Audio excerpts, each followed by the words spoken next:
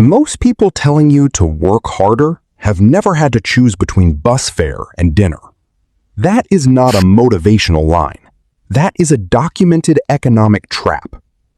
A 2019 study published in the journal Nature Human Behavior found that persistent financial stress physically degrades the brain's capacity for long-term decision-making.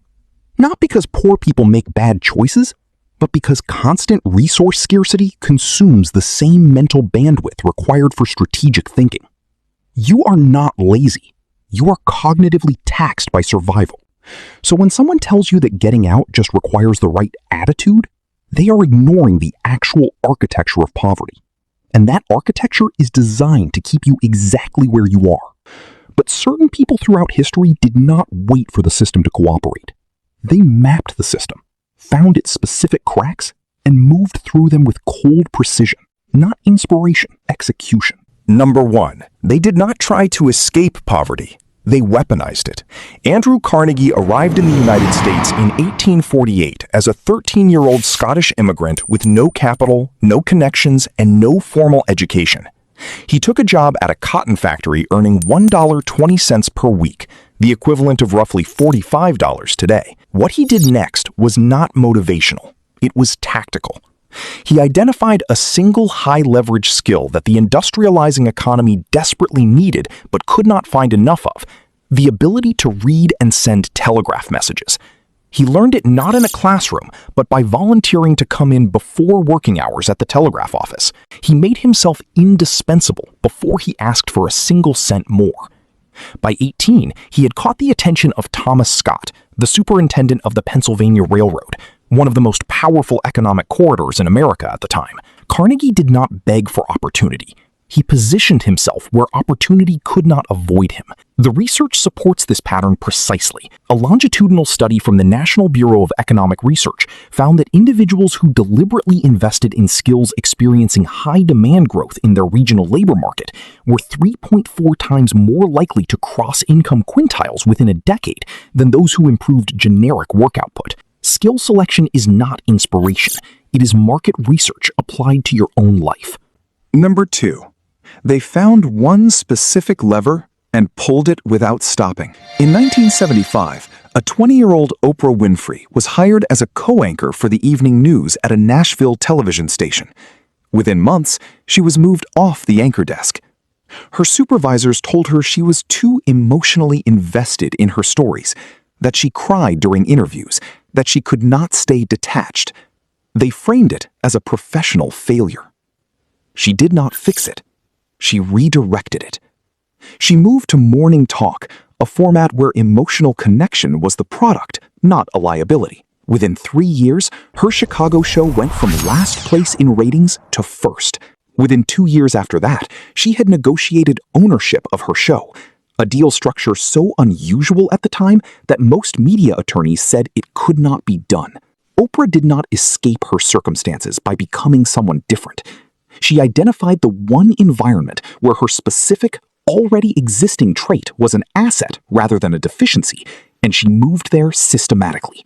Psychologist Angela Duckworth's research at the University of Pennsylvania confirms this pattern. Sustained output in a domain where your existing traits create natural leverage compounds faster than broad self-improvement across multiple areas. The data across multiple studies consistently showed that focused redirection outperforms general persistence. Find the one environment where what you already are is already an advantage.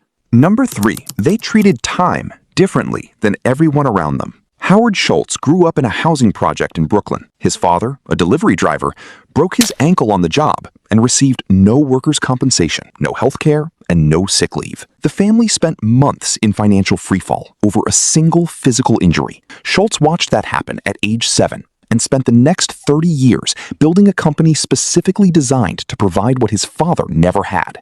But the tactical detail most people miss is this. When Schultz joined Starbucks in 1982, it was a single small coffee bean retailer in Seattle with no vision of expansion. He did not wait to be handed leadership. He traveled to Milan on a buying trip, saw espresso bars operating on every corner, and spent the entire return flight writing a documented business case for transforming Starbucks into a social destination rather than a retail store. He submitted it, the founders rejected it. He left, raised $400,000 from 40 different investors, most of whom said no, opened his own espresso concept called Il Giornale, proved the model, and then bought Starbucks outright in 1987. He did not ask for permission from his present circumstances.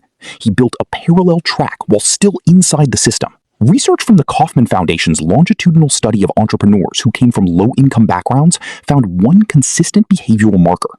They operated on two timelines simultaneously, meeting immediate financial obligations while building a second system that did not require their boss's approval to grow, not in theory, in actual documented hours per week. Your future cannot wait for your present to cooperate. Number 4. They used rejection as market data, not emotional verdict. James Dyson submitted his dual cyclone vacuum prototype to every major appliance manufacturer in the United Kingdom and the United States between 1979 and 1984. All of them declined. The documented rejection total before he launched the Dyson DC-01 in 1993 was 5,126 failed prototypes and over a decade of investor passes. What is rarely told is the tactical reason those rejections happened. Established manufacturers made substantial profit from selling replacement vacuum bags. A bagless vacuum was not a technical failure. It was a commercial threat to an existing revenue stream. The rejections were not about the quality of the product. They were about protecting an incumbent business model. Dyson did not spend a decade becoming more resilient. He spent it reading the rejections as competitive intelligence. Each refusal confirmed that the existing players had a financial reason not to build what he was building, which meant the gap in the market was real and protected. He licensed manufacturing in Japan first, used that revenue to fund UK production, and launched direct to consumers, bypassing the exact distributors who had rejected him. A paper published in the Journal of Business Venturing, analyzing failure to success patterns in product innovation, found that founders who documented the specific reasons for rejection and adjusted strategy accordingly had a measurably higher second attempt success rate than those who iterated on the product without analyzing why the market had said no. Rejection tells you exactly what the system is protecting. That is where the gap is. Number 5. They understood that the first goal is not wealth, it is durability. Sam Walton opened his first Ben Franklin franchise in Newport, Arkansas in 1945. 5 years later, his landlord refused to renew the lease because the store had become too profitable. The landlord wanted it for his own son. Walton lost everything he had built in that location. The inventory, the customer base, the reputation in that town, gone through a legal clause he had failed to negotiate before signing. He spent the next 2 decades building Walmart with one non-negotiable rule embedded into every lease negotiation. Renewal options, always, written in before he signed. He did not change his business model after Newport. He changed his exposure to single points of failure. Research published in Strategic Management Journal on survival rates of first-generation businesses found that the primary differentiator between businesses that lasted past 10 years and those that failed was not revenue growth. It was the systematic elimination of dependencies that one external party could terminate unilaterally. Wealth does not survive fragility. Build things that cannot be taken by a single decision you did not make.